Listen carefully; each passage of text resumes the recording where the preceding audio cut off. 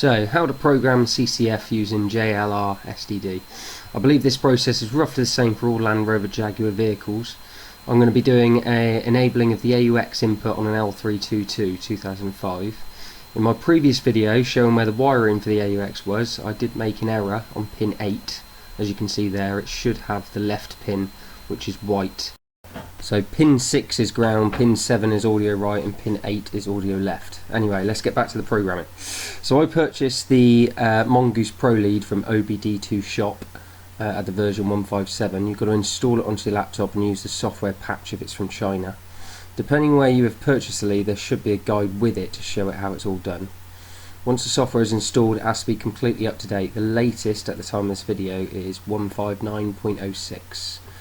So in order to update it, if you go to your start menu once it's all installed and just start typing in software, because the program is software update there, so at the top.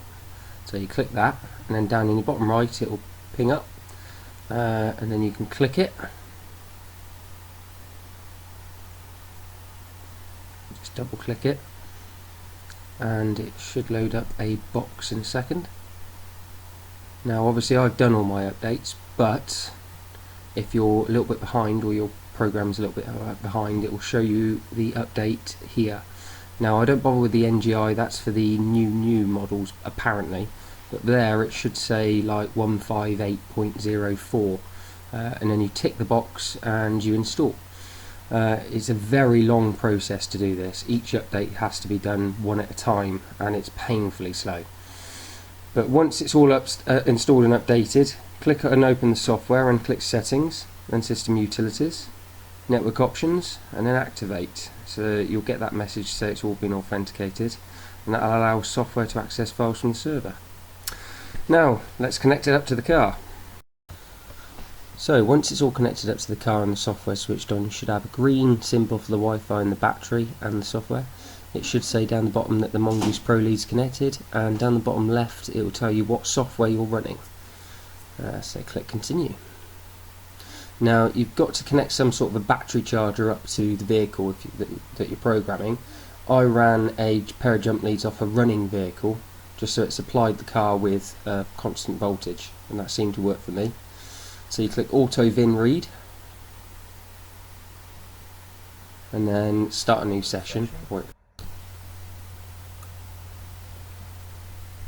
So it will load up,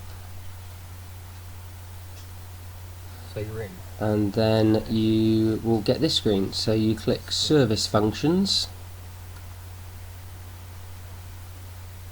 That will do a scan of the vehicle, find out what models it's got. Now there's a little key on the left hand side. This is the access code that we'll need to get into the CCF modification. So it's a JLR access code. There's many websites offering for you to pay for it, but I found one that you can get it for free.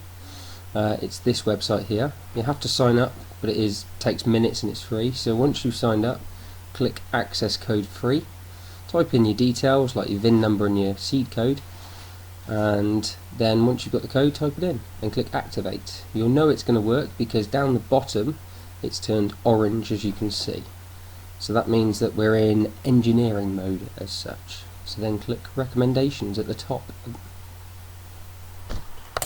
Now once you click recommendations, it will give you various things. You've got to tick the options that your vehicle has installed and then click save, and it will load up various options. Now down towards the bottom it's car configuration management. You want to go modification, click run. So that will do its thing. Just follow the on-screen guides like positioning 2 on the ignition.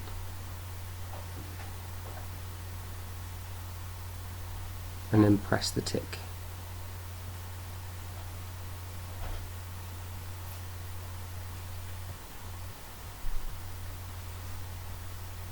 And then press the tick again. You can read that if you want to. I'll just click tick.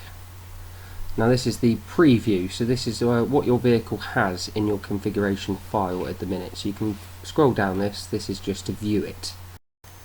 So once you've gone down and viewed it, you have to press the tick button once more to get into the editing page. This is the page that you can change the CCF ready for uploading to the vehicle. Find the parts you wish to change in the top section and highlight them. You can then change it in the bottom box by on the proposed value to enabled or installed.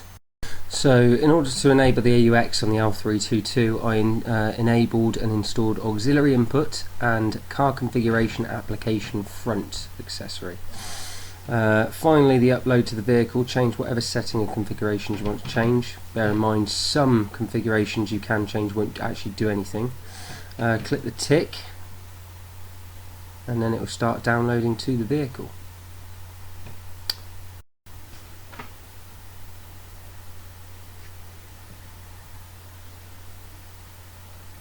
Click the tick, and this is the process where it starts putting it onto your car. So you don't want to knock any cables, so stand back. During this process you'll notice that everything will switch off and you might start to panic, but don't worry, it only takes about a minute and everything will be turned back on, restarted.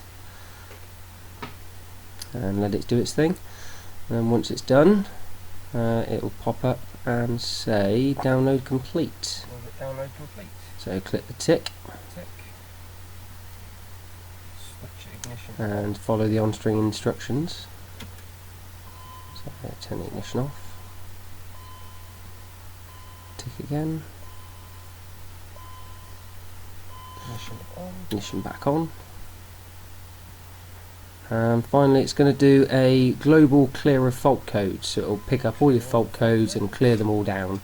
Let that do its thing and then that's it, it'll all be done. You can investigate and make sure everything works. As I said, some things won't work in the configuration file just because they haven't got them in the actual control modules, but that's how you do an AUX primarily. So thank you for watching, and I hope it's helped. Cheers.